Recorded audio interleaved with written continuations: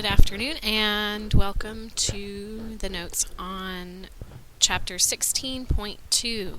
We didn't actually do these notes in class because it's fairly simple. In class we did talk about Hardy-Weinberg and the 5 conditions that must be met in order for Hardy-Weinberg to be true. Those 5 conditions are pretty self-explanatory and pretty easy to pick up just from the book, but I'm doing these for any of those of you who don't feel quite comfortable with it. So, here are the 5 things that must be true in order for the Hardy-Weinberg hypothetical genetic equilibrium to be true. And what we mean by genetic equilibrium is that we mean the population isn't evolving, that none of the alleles in the gene pool are changing. So we're going to go through each of these 5 things. The first 2, mutation and immigration Mutations you should be familiar with. The only new information out of this section is that natural mutations, meaning mutations that happen during meiosis, or mutations that occur during DNA replication, happen at a very slow rate. The reason why these mutations enter a population at a very slow rate is because we have very good proofreading mechanisms. When you expose the population to chemicals, and these could be carcinogens like cigarette smoke, they could be fertilizers, they could be pesticides, even things like UV radiation from the sun that can cause mutations in our skin and cause skin cancer. You see the mutation spread throughout the population a little bit faster when it's not natural, when it's something from the environment. The second condition is immigration and immigration. And the best way to put this is gene flow.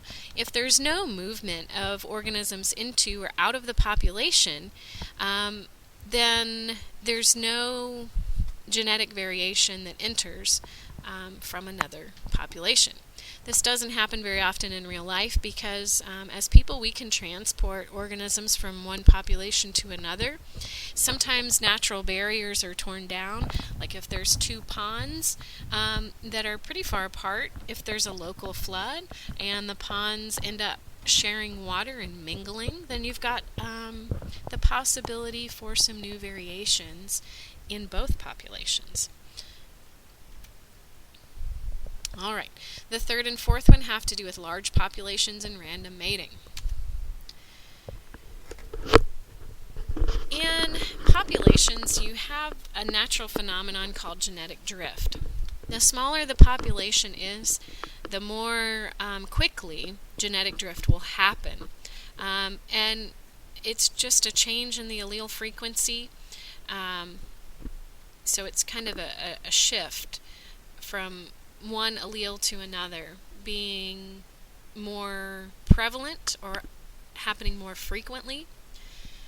So that happens naturally. The reason why the Hardy-Weinberg hypothetical population needs to be infinitely large is because the larger the population, the less likely you are to see this genetic drift that sort of happens naturally. The fourth requirement was random mating. This is one that really doesn't happen very often either. Most organisms are pretty selective in their breeding habits. They're selective because whoever they mate with, they're going to pass on their genes to the next generation. It needs to be the most fit. It needs to be the organism that is most likely to survive. So a lot of organisms are picky as to who they select as a mate. This is called sexual selection. And sexual selection occurs when traits that increase the ability of the individuals to attract or acquire mates appear with increasing frequency in a population. So, peacocks with the biggest and brightest tails are more likely to get mates and pass on those traits and the genetic predisposition to create bigger and brighter tails. This is the part that we did our lab on in class. These are the 3 different types of natural selection. Ours was artificial because I told you what to do. And it was a model, but it modeled each of these types of natural selection. The first one that we modeled, this was when I had you had 3 different color jelly beans, the red, the blue, and the light speckled. The light speckled, there were 30 of them to start with, and 15 blue and 15 red. Because of their colors and general number, you ended up with a stabilizing selection, meaning most likely your team picked the red and blue ones out at a much higher rate than the light speckled ones, in part because the light speckled ones blended in better. So in this case, the average form of the trait is favored and becomes most common, which is what you saw happen in your lab. Disruptive selection is sort of the opposite. This is when natural selection favors the 2 extremes. So this is the point where I told you the red and blue were poisonous and you could only eat the light speckled ones. Natural selection, due to a natural defense being poisonous, was favored by natural selection. So you saw the population of the light speckled ones decrease, while the population of the red and blue, the extremes, increased.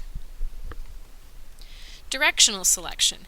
This one is a little bit harder to actually show and to get in a lab, but I think we did pretty well overall. What you should have seen is you should have still had a bell curve at the end of the activity, but hopefully that bell curve shifted to the left. It doesn't matter if you had the red jelly beans or the green ones. Hopefully you saw that curve shift to the left. So directional is when natural selection favors one variation over another, and over time you see the favored variation become more and more popular, and suddenly it becomes the average and your whole bell curve shifts. So those are the 3 types of natural selection from section 2. This is probably the one thing that you wouldn't be able to figure out on your own, but the others are fairly straightforward. If you have questions, please come ask.